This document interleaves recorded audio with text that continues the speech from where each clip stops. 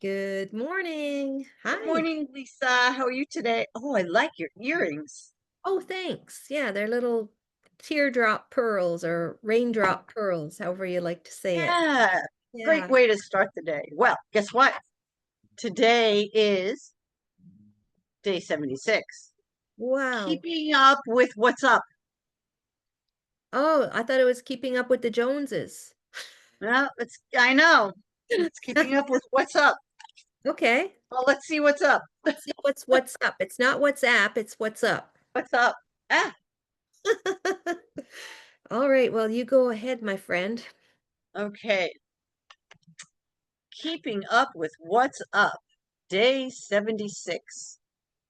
In these fast-paced times, it's easy for business executives and owners to become insulated from day-to-day concerns of the business, even though it's often a fatal mistake to let this happen. I'm thinking when he's talking about fast-paced times, if they only knew. Some years ago, the company I worked for updated its facilities and included an employee cafeteria in the building.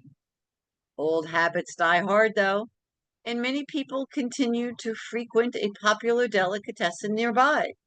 In fact, the company president liked the special luncheon salad so much that he patronized the deli long after the company cafeteria opened. Was that the boogeyman doing that I again? think it was. Loves us. Okay.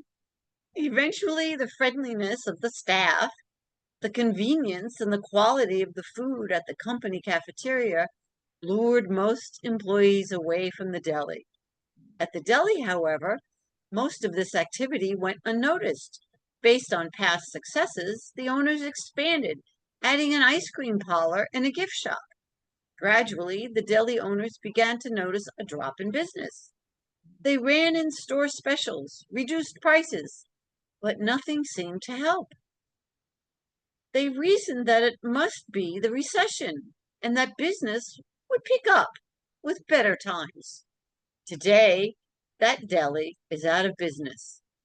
The outcome could have been vastly different if the proprietors had been in closer touch with their customers and what was going on around them. A simple, I haven't seen you in here in a while, could have been enough to get a customer to tell them about the new cafeteria. Huh. By staying in touch and learning about this new competition, they could have done a number of things. They could have initiated a delivery service to retain loyal customers during the cafeteria's uncertain early days. Even better, had they taken the time and trouble to find out that the company president was a satisfied customer, they might have been able to use that influence to get the catering contract for the cafeteria themselves. They failed to use W. Clement Stone's R2A2 principle. They failed to recognize, relate, assimilate, and apply knowledge that was readily available to them.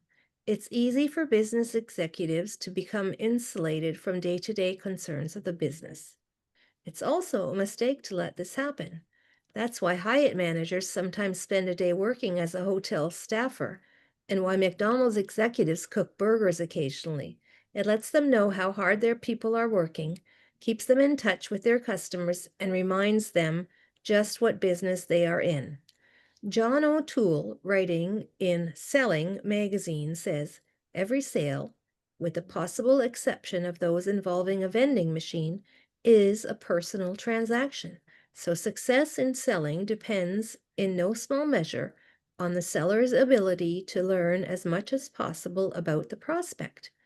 O'Toole says the best way to get close to a prospective customer is to learn something about his personal life as well as his business life. When you understand his or her personal goals, career plans, and personal philosophy, you can relate to him or her in just about any situation. It's not easy. The first step is to do your homework. Read your trade publications for articles by or about your potential customer and check who's who or other biographies of important people in your industry. Ask your other customers or people in your organization who know your prospect about him. What's he like? Where's he from? Does he golf? Fish? Bowl? If you are dealing with large number of consumers, O'Toole cautions the job is going to be a whole lot tougher.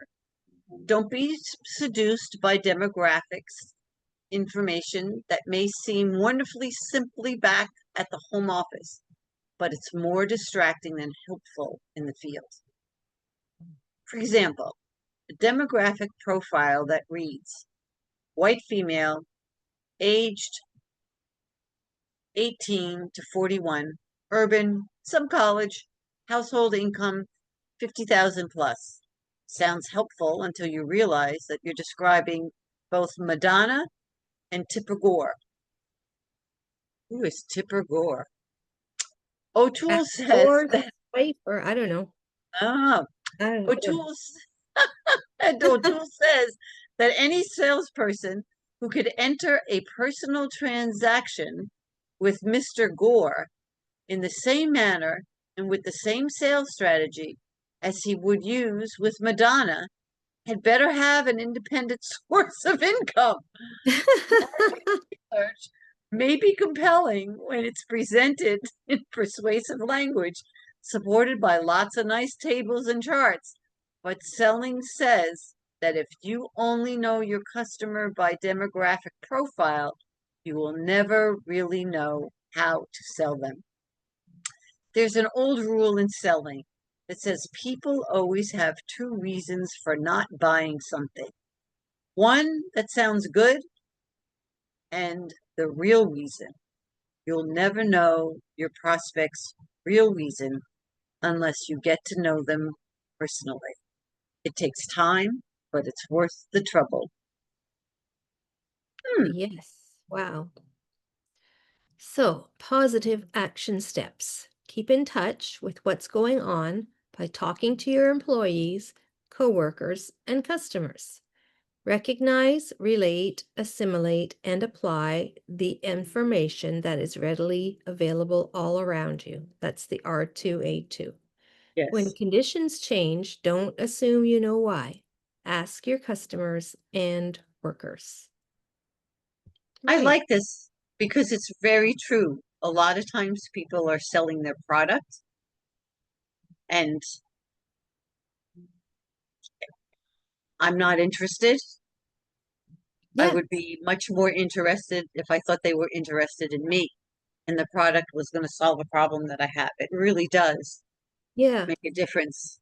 Yeah, that was Yeah. good. It's I like like that. when someone goes to Home Depot or whatever to buy a drill, they're not going to buy a drill. They're there because they want to have a hole in their wall, right? Right. That's Yes. so don't tell them about the drill can do this and that and blah blah blah. They want to make a hole in their wall, right? Yes. Yeah. Yeah, Yeah. it's true. Yeah. So, Well, and it's good to be personable with people. It's oh good yeah. for them and it's good for you. And a So, relationship. You need to build a relationship. absolutely.